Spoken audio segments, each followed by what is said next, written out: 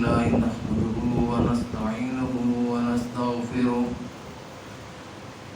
ونؤمن به ونتوكل عليه ونعوذ بالله من شرور أنفسنا ومن سيئات أعمالنا من يهده الله فلا مضل له ومن يضلله فلا هادي له ونشهد أن لا إله إلا الله وحده لا شريك له ونشهد أن سيدنا ومولانا محمدا عبده ورسوله صلى الله عليه وعلى آله وأصحابه وسلم تسليما كثيرا كثيرا أما بعد فأعوذ بالله من الشيطان الرجيم بسم الله الرحمن الرحيم أينما تكونوا يدرككم الموت ولو كنتم في بروج مشيدة قال النبي صلى الله عليه وسلم إن القبر أول منزل من منازل الآخرة فإن نجا منه فما بعده أيسر منه وإن لم ينج منه فما بعده أشد منه أو كما قال عليه الصلاة والسلام ارے مالی نہ دے گالی بگاڑا ہم نے کیا تیرا چمن ہے سیر کرنے کو نہ گھر تیرا نہ گھر میرا آنے والی کس سے ٹالی جائے گی تیری روح رگ رگ سے نکالی جائے گی آدمی کا جسم ہے کیا جس پہ شہدا ہے جہاں ایک مٹی کی عمارت ایک مٹی کا مکان خون کا گارا بنایا اینٹ اس میں ہڈیاں چند سانسوں پر کھڑا ہے یہ خیالی آسمان موت کی پرزور آندھی جب آگے اس سے ٹکرائے گی یہ ساری عمارت ٹوٹ کر خاک میں مل جائے گی تجھے پہلے بچپن نے برسوں کھلایا جوانی نے پھر آ کے مجنوں بنایا بڑھاپے نے پھر آ کے کیا کیا ستایا اجل تیرا کر دے گی بالکل صفایا جگہ جی لگانے کی دنیا نہیں ہے یہ عبرت کی جا ہے تماشا نہیں ہے حضرات گرامی السلام علیکم ورحمۃ اللہ وبرکاتہ میں نے آپ کے سامنے قرآن مجید کی آیت اور نبی کریم صلی اللہ علیہ وسلم کا ایک ارشاد پیش کیا ہے اللہ سے دعا اللہ مجھے قرآن و سنت کے مطابق بیان کرنے کی اور مجھے اور آپ کو سن کر عمل کی توفیق نصیب فرمائے دنیا کی زندگی دنیا کی سرسبز و شادابی دنیا جس میں ہم رہ رہے ہیں دارالامتحان ہے وہ آدمی احمق اور بے وقوف ہے جو اس کو اپنا مستقل اور پکا ٹھکانہ سمجھتا ہے اور یہ خیال کرتا ہے کہ میں نے ہمیشہ یہی رہنا ہے اس کے دل و دماغ کے اندر جو یہ بت بن چکا ہے اس کو اکھاڑ دینا چاہیے اور اپنی زندگی کو نئے سرے سے نئے راستے پر گامزن کرنا چاہیے کبھی مر کر اللہ کو حساب کتاب دینا ہے اللہ کی عدالت میں حاضر ہونا ہے وہاں پر مجھ سے میرے سارے اعمال کا حساب ہوگا اگر اس موضوع پر بات کی جائے تو بے شمار موضوع بن جاتے ہیں آدمی کی روح نکلنے سے لے کر اس کے قبر تک کا سفر قبر سے لے کر اس کا پھر میدان حشر تک کا سفر میدان حشر سے لے کر پھر جنت یا دوزخ تک کا سفر اور پھر اس میں رہنے کے لیے جو اللہ تعالیٰ نے پہلے ایمان اور عمل کرنے والے مسلمانوں کے لیے سامان مہیا کیا ہے جنت میں وہ اور پھر جو جہنمیوں کی سزائیں ہیں اور جہنمیوں کی جو حالات و واقعات ہیں ایک بہت بڑی گھنٹوں تک تقریر کی جا سکتی ہے اس پر لیکن ہم نے صرف مختصراً بات کرنی ہے چند منٹوں میں اور بات وہ کرنی ہے جس سے ہمارے سامنے یہ مسئلہ آ جائے کہ بھئی آخرت کی تیاری ہمارے ذمہ فرض ہے ہم نے یہ کرنی ہے دنیا میں کوئی بھی ایسا نہیں آیا جس نے آخرت کی تیاری کی دعوت نہ دی ہو حضرت آدم علیہ السلام سے لے کر آخری نبی حضرت محمد صلی اللہ علیہ وسلم تک تمام لوگوں کو یہی دعوت دیتے رہے کہ دنیا جو ہے یہ دارالامتحان ہے دنیا میں کسی نے نہیں رہنا اور نہ ہی کوئی رہا ہے. آپ کے سامنے بے شمار موجود ہیں نقشے. یہاں پر ہم دیکھتے ہیں بے شمار ہمارے نمازی کئی دفعہ خیال دماغ میں آتا ہے کہ فلاں فلاں صفوں کی سبھی غائب ہو گئی ہیں, دنیا چلے گئے ہیں دنیا سے. ایک وقت آئے گا ہم بھی یہاں پر نہیں ہوں گے اور ہماری جگہ کوئی اور لوگ ہوں گے جو یہاں پر نماز پڑھنے کے لیے, جمعہ پڑھنے کے لیے آ رہے ہوں گے. کئی دفعہ خیال ہوتا ہے ہم مسلح پر کھڑے ہوتے ہیں کہ ہم سے پہلے کتنے لوگ تھے جو اس مسلح پر کھڑے ہوئے ہیں اور وہ چلے گئے ہیں. ہم بھی یہ محراب اور یہ ممبر خالی کر کے چلے جائیں گے, آپ بھی یہ مسجد خالی کر کے چلے جائیں گے. تو بعد میں جو ہے تیاری کی یہ بھی کرنی چاہیے کہ بعد میں ہمارے یہ سلسلہ چلتا رہے, ایسا کام ہو جائے کہ لوگ جو ہے بعد میں نماز کی طرف راغب رہے, دین کی طرف راغب رہے اور یہ سلسلہ چلتا رہے. دنیا میں بڑے بڑے لوگ آئے ہیں, بڑے بڑے لوگ آئے ہیں. حضرت آدم علیہ السلام آئے تو وہ بھی چلے گئے, ان کے بعد نوح علیہ السلام آئے وہ بھی چلے گئے, ابراہیم علیہ السلام چلے گئے, اسماعیل علیہ السلام, اسحاق علیہ السلام, عیسیٰ علیہ السلام, موسیٰ علیہ السلام, سارے انبیاء کا ایک سلسلہ. اسحاق علیہ السلام, یعقوب علیہ السلام, یونس علیہ السلام, یوسف علیہ السلام, سارے انبیاء کا ایک بہت بڑا سلسلہ ہے. یہ ساری دنیا میں آئے تھے اور وقت گزار کر نبی کریم صلی اللہ علیہ وسلم خود بھی وقت گزار کر اپنے وقت پر اس دنیا سے چلے گئے ہیں. رہنا یہاں پر کسی نے نہیں ہے. یہ دماغ سے بت نکال دینا چاہیے کہ میں بھائی یہاں پر رہوں گا, میں پکا رہوں گا. آدمی کے دل کے اندر جب یہ خیال پیدا ہو گیا کہ میں نے یہاں پر پکا نہیں رہنا, پھر وہ آخرت کے لیے کچھ کر سکے گا. پھر دنیا بھی امن و سکون کا گہوارہ بن جائے گی. پھر وہ لوگوں کو تکلیف دینے سے باز رہے گا, پھر وہ کوئی شرارت کرنے سے باز رہے گا, پھر وہ یہ ایسے ایسے کام کرے گا, اچھے اچھے کام کرے گا کہ لوگ اس کو دیکھ کر خوش ہوں کہ واقعی اس آدمی نے اللہ کے دین کے لیے, لوگوں کو آسانی پہنچانے کے لیے بڑے بڑے اچھے کام کیے ہیں. بڑے لوگ آئے, بڑے لوگ آئے. کس کس کی بات کی جائے, انبیاء علیہ السلام کے علاوہ دنیا میں وہ لوگ بھی ہیں. سکندر آیا چلا گیا, نہ گورے سکندر, نہ ہے قبر دارا, بیٹے نامیوں کے نشان کیسے کیسے. دارا بھی چلا گیا, سکندر بھی چلا گیا, لاکو بھی چلا گیا, چنگیز خان بھی چلا گیا. آئے تھے بڑے ڈنکے بجا کر آئے تھے اور اس طرح آئے تھے کہ کھوپڑیوں کے مینار لوگوں کے انہوں نے تعمیر کیے تھے. لوگوں کو اس حد تک مارا تھا کہ انسانوں کی کھوپڑیوں کے مینار بنائے تھے. لیکن کدھر گئے؟ فنا ہو گئے, ختم ہو گئے, مٹ گئے. اللہ نے قرآن میں فرمایا کل من علیہ فان, ہر ایک نے فنا ہو جانا ہے, کسی نے باقی نہیں رہنا. چلے جائیں گے سارے, کوئی نہیں رہے گا. رہے گا رب ذوالجلال کا نام. تو آخرت کی منظروں میں سے موت کے حالات واقعات تو روز ہم دیکھتے ہیں. ہماری آنکھوں کے سامنے بندے مرتے ہیں, بیمار ہوتے ہیں, ڈاکٹر کو بلا کر لاتے ہیں, حکیم کو بلا کر لاتے ہیں. ہماری آنکھوں کے سامنے پھر وہ دیکھتے دیکھتے روح پرواز کر جاتے ہیں. ہم ان کو کفن پہناتے ہیں, ان کو نہلاتے ہیں, قبر میں اتارتے ہیں, مٹی ڈالتے ہیں. لیکن ہمارے اپنے اندر کبھی یہ احساس پیدا ہوا, کبھی یہ خیال پیدا ہوا کہ ایک دن ایسا آئے گا مجھے بھی قبر میں اتارا جائے گا, مجھے بھی کفن پہنایا جائے گا, مجھے بھی تختے پر لٹا کر نہلایا جائے گا. ایک وقت ایسا آنا ہے, میں مانوں یا نہ مانوں, میرا دماغ اجازت دے مجھے ماننے کی یا نہ دے, لیکن ایک وقت ایسا ضرور آنا ہے. اگر میں یہ سوچ لوں, اگر میں ایسا اپنا خیال بنا لوں تو میرے اعمال درست ہو سکتے ہیں, میری آخرت درست ہو سکتی ہے, دنیا سے میری توجہ کچھ ہٹ سکتی ہے, میں بالکل دنیا کا بندہ ہو کر نہیں رہ سکتا. آخرت کا خیال, آخرت کی توجہ میرے دماغ کے اندر آ جائے گی. لیکن یہ سوچے کون؟ ہم سوچتے تو نہیں ہیں, ہم سارے یہ کام رسمن کرتے ہیں. رسمن مردے کو نہلایا, رسمن مردے کو قبر میں اتارا, رسمن اس کے اوپر مٹی ڈالی, سارے کا آج تو زیادہ بھی رسمن پڑھا جا رہا ہے. پاجی کے طور پر جنازے پڑھتے ہیں اور طرح طرح کے خیالات اور نشتے اور ارادے لے کر لوگ جنازے میں جب پڑھنے شروع کرتے ہیں تو اس وقت پھر موت کا خیال نہیں پیدا ہوتا. ایک موقع ہوتا ہے, ہم اس موقع پر کر کوشش کرتے ہیں کہ کچھ بات کر دیں, ماحول بنا ہوا ہوتا ہے, لیکن ہم سمجھتے ہیں, دیکھتے ہیں اس موقع پر بھی لوگ ادھر ادھر کی باتیں کر رہے ہوتے ہیں, وہاں پر کھڑے ادھر ادھر کی باتیں کر رہے ہوتے ہیں, لیکن ان کی توجہ, ان کا دھیان اس جگہ بھی موت پر نہیں ہوتا. بوڑھیوں پر لوگ بیٹھے ہوتے ہیں, پتہ ہوتا ہے موت کی جگہ پر بیٹھے ہیں, موت کی بوڑھی ہے, وہاں پر بھی لوگوں کا دھیان موت کی طرف نہیں ہوتا. تو حالانکہ موت پر دھیان ہونا چاہیے. جب جنازے کا ٹائم ہو جائے اسی وقت آوازیں لوگ دینا شروع کر دیں کہ جی ٹائم ہو گیا, ٹائم ہو گیا. اگر اس بات کی فکر ہو کہ بھئی ہمارا ٹائم بھی ایک وقت ہونے والا ہے, ٹائم ہمارا جب پورا ہو جائے گا نا تو اس وقت یہاں پر پھر وہی چیز کام آئے گی جو بات یہاں پر ہو رہی ہے. یہ ہماری نجات کی بات ہو رہی ہے. کرنے والا جو بات کرنے والا ہو اس کو بھی اس بات کا خیال رکھنا چاہیے, اس ارادے اور اس نیت کے ساتھ بات کرنی چاہیے کہ لوگوں کی اصلاح ہو اور میری اپنی بھی اصلاح ہو, میرے اندر بھی آخرت کی فکر اور آخرت کی لگن اور آخرت کی تڑپ پیدا ہو, آخرت کے لیے کچھ کرنے کا احساس پیدا ہو اور لوگوں کے اندر بھی اس بات کا احساس پیدا ہو کہ وہ بھی کچھ کریں.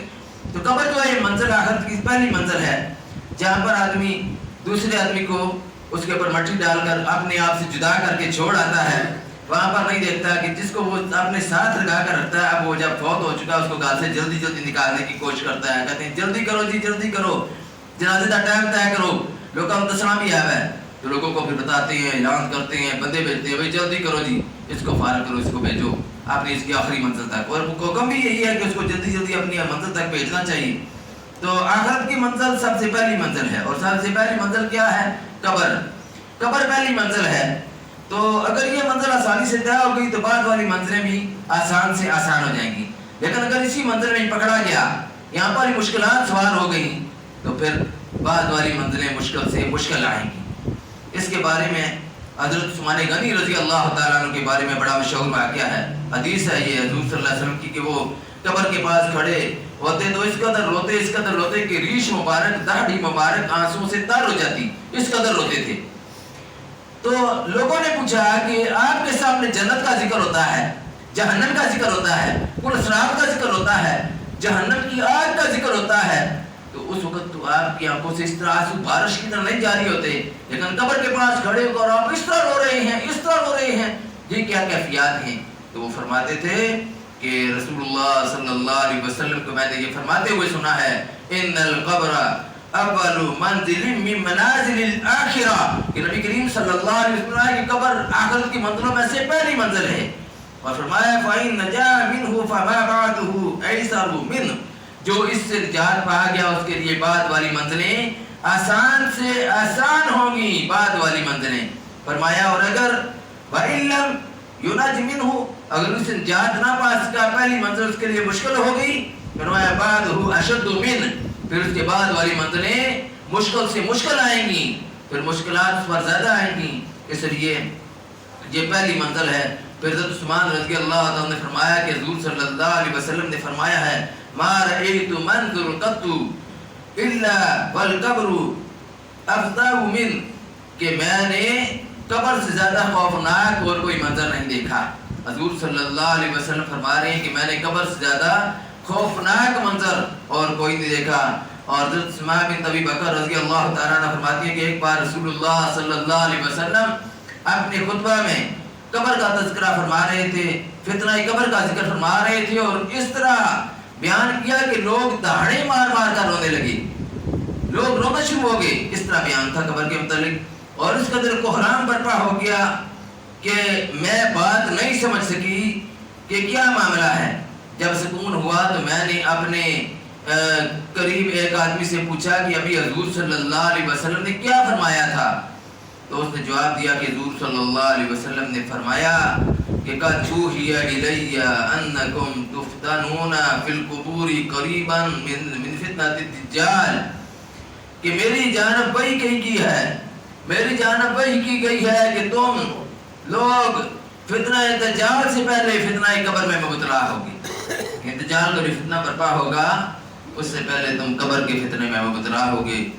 تو محترم دوستو، کوئی دن ایسا نہیں گزرتا جب قبر یہ نہ کہتی ہو کہ میں بیگانگی کا گھر ہوں، میں کیڑوں کا گھر ہوں، اور میں تنہائی کا گھر ہوں، میں مٹی کا گھر ہوں۔ روزانہ قبر پکارتی ہے، ہر روز حدیث میں آتا ہے کہ ہر روز قبر پکارتی ہے، یہ آواز ہر روز قبر پکارتی ہے، میں کیڑوں مکوڑوں کا گھر ہوں۔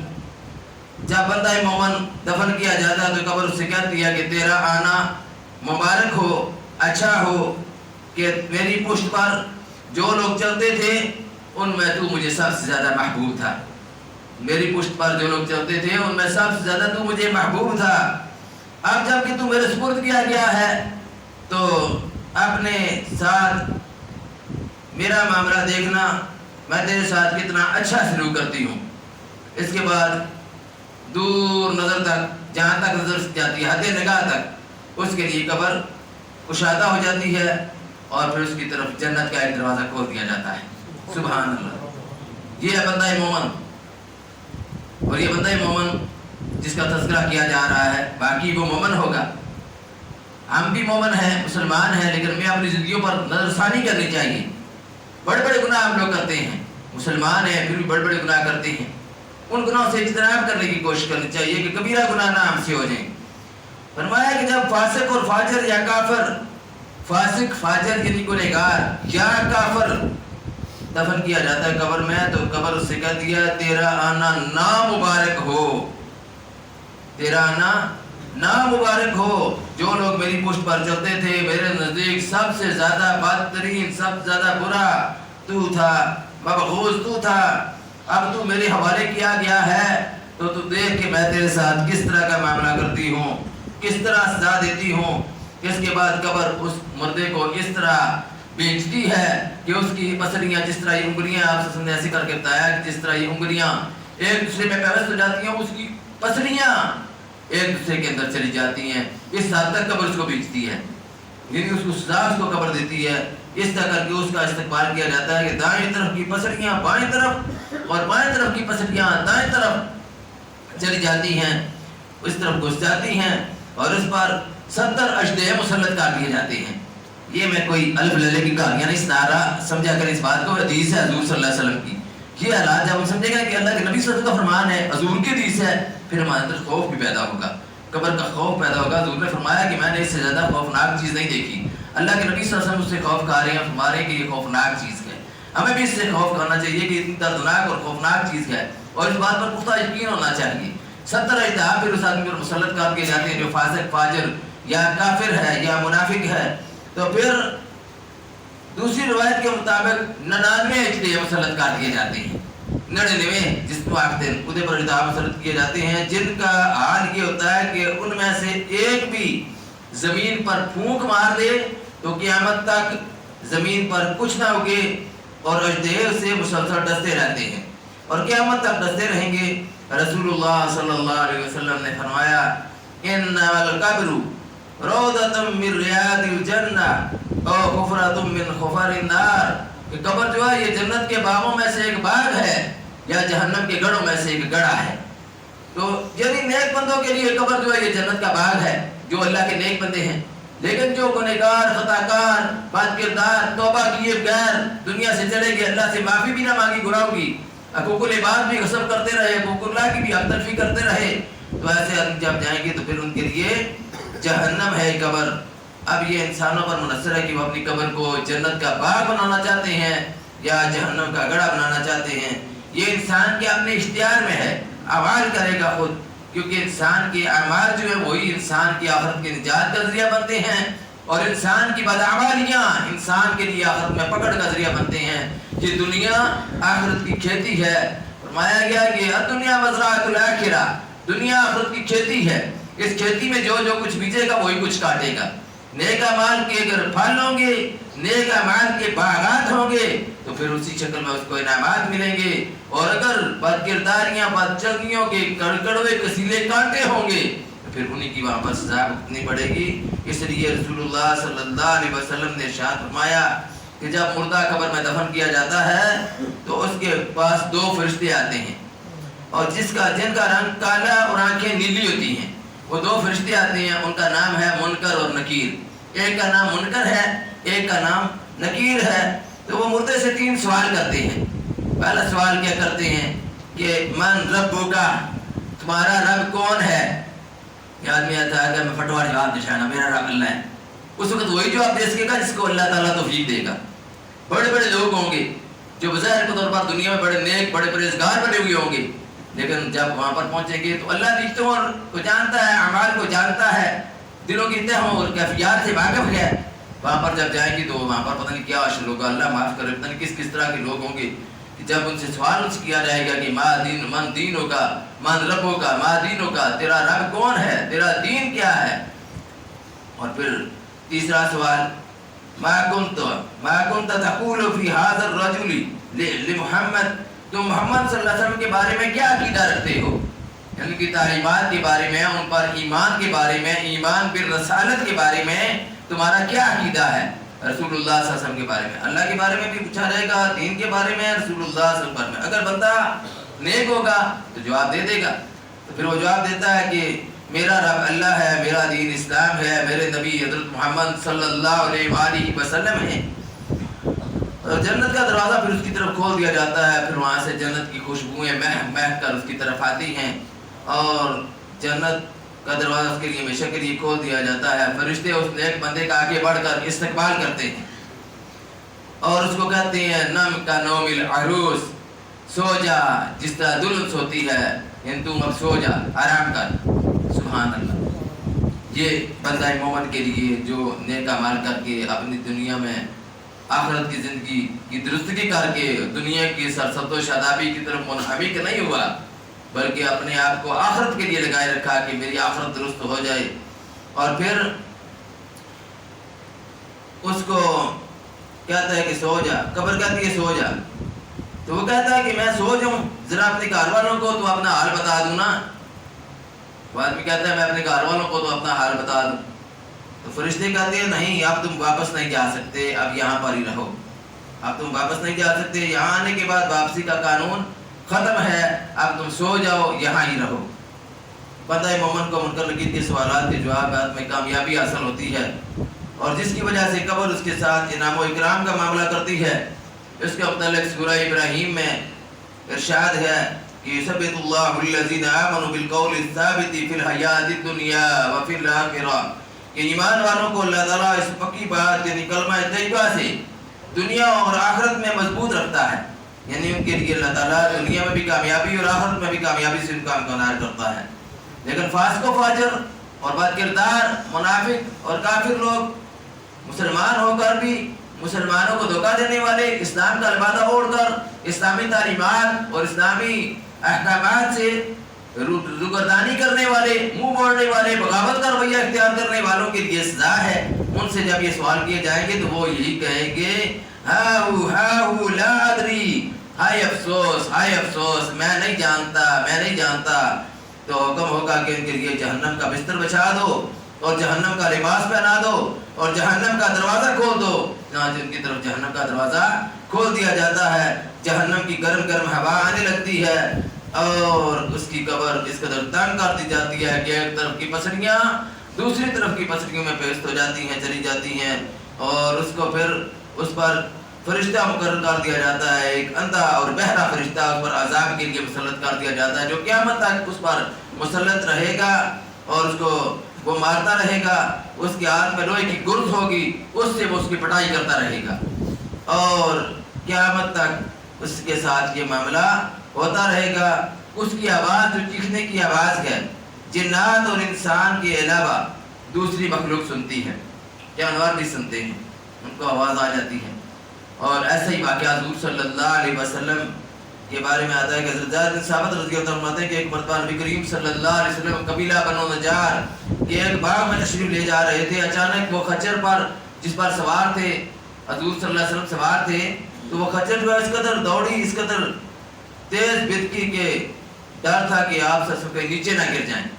آگے جا کر حضور صلی اللہ علیہ وسلم نے خچر کو باندھا اور آپ صلی اللہ علیہ وسلم نے جو دو قبریں تھیں جن کے پاس سے گزرے تھے، دونوں پر ایک درخت کی ٹہنیاں دو ہری اتار کر ان پر رکھ دی تاکہ اس کی وجہ سے فرمایا کہ ان کی عذاب میں تخفیف ہوگی. لیکن یہ یاد رکھیں، ہمارے بعض لوگ سمجھتے ہیں کہ آپ بھی اگر رکھیں تو بھی یہ نبی کا معجزہ ہے. نبی کریم صلی اللہ علیہ وسلم کی یہ بات ہے کہ انہوں نے یہ کام کیا تھا، بعد میں صحابہ نے یہ کام نہیں کیا. حضور صلی اللہ علیہ وسلم کا یہ کام ہے کہ آپ صلی اللہ علیہ وسلم نے اس لیے رکھا تھا کہ تاکہ ان کے عذاب میں کچھ تخفیف ہو جائے. جس وقت تک یہ ٹہنیاں ہری رہیں گی ان کے عذاب میں تخفیف رہے گی. یہ عام لوگوں کے کام نہیں ہے، نبی کریم صلی اللہ علیہ وسلم کا مسئلہ تھا، صحابہ نے بھی یہ کام نہیں کیا. تو بہرحال مطلب یہ ہے کہ آخرت کی منزل جو ہے یہ بڑی مشکل اور کٹھن ترین منزل ہے، جس کے لیے ہمیں تیاری کرنی چاہیے. اور ہم روزانہ یہ شعر سنتے رہتے ہیں کہ آگاہ اپنی موت سے کوئی بشر نہیں، سامان 100 برس کا ہے، پل کی خبر نہیں. اور پھر سارا یہ شعر سن کر اس کے برعکس ہمارا کام ہوتا ہے اور یہ شعر ہماری کانوں کے ساتھ ٹکرا کر واپس چلا جاتا ہے. ہمیں پرواہ نہیں ہوتی. سوچنا چاہیے، اس پر بار بار سوچنا چاہیے کہ بھئی ہماری زندگی چند سانسوں کی زندگی ہے، چند لمحوں کی زندگی ہے. کوئی پتہ نہیں کس وقت آدمی کی زندگی کا چراغ گل ہو جائے اور اس دنیا سے چلا جائے، کیونکہ آدمی بلبلا ہے پانی کا، کوئی پتہ نہیں زندگانی کا. صبح ہوتی ہے، شام ہوتی ہے، زندگی یوں ہی تمام ہوتی ہے. جو گزر گیا وہ گزر گیا. زیادہ تر عام طور پر 50 سے اوپر جب آدمی ہو جاتا ہے نا تو اس وقت آدمی کو زیادہ آخرت کی فکر کرنی چاہیے. لیکن اب دیکھا گیا کہ جتنے زیادہ عمر کے آدمی ہونے شروع ہوتے ہیں اتنی آخرت سے بے فکر ہونا شروع ہو جاتے ہیں. آخرت کی فکر بہت زیادہ ضروری ہے. جس کام کی فکر ہوگی اس کے لیے آدمی کچھ تیاری کرے گا، جس کی فکر ہی نہیں ہوگی اس کی وہ تیاری نہیں کرے گا. اس لیے ہر ایک آدمی کو کوشش کرنی چاہیے 5 گانا 5 جماعت نماز مسجد میں پڑھنے کی کوشش کرے. اب رمضان کا مہینہ آئے گا، اسی گاؤں کے لوگ ہوں گے، وہی لوگ جو کہتے ہیں ہمیں ٹائم نہیں ہے، ہمارے پاس وقت نہیں ہے نماز کے لیے آئیں گے. لیکن کوشش یہ کرنی چاہیے کہ رمضان سے پہلے رمضان کی تیاری شروع کر دیں اور پوری زندگی کے لیے ارادہ کریں کہ میں نماز پڑھوں گا. اور باجماعت مسجد میں آ کر تکبیر اولیٰ کے ساتھ نماز پڑھے، اور پھر اس کے علاوہ باقی جو معاملات ہیں وہ بھی درست ہونے چاہیے. ایسا نہ ہو کہ نماز کی طرف تو بڑا پابند ہو، نیکیوں باقی جو ان کی طرف بڑا پابند ہو، لیکن حقوق العباد غصب ہو رہے ہوں، حقوق اللہ جو ہے وہ غصب دوسری طرف سے ہو رہے ہوں، معاملات صحیح نہ ہوں، معاملات درست نہ ہو، روزگار صحیح نہ ہو، رزق حلال میسر نہ ہو. اگر رزق حلال نہ میسر ہوا تو عبادت کوئی قبول نہیں ہوگی. عبادت ساری کی قبولیت کا انحصار رزق حلال پر ہے.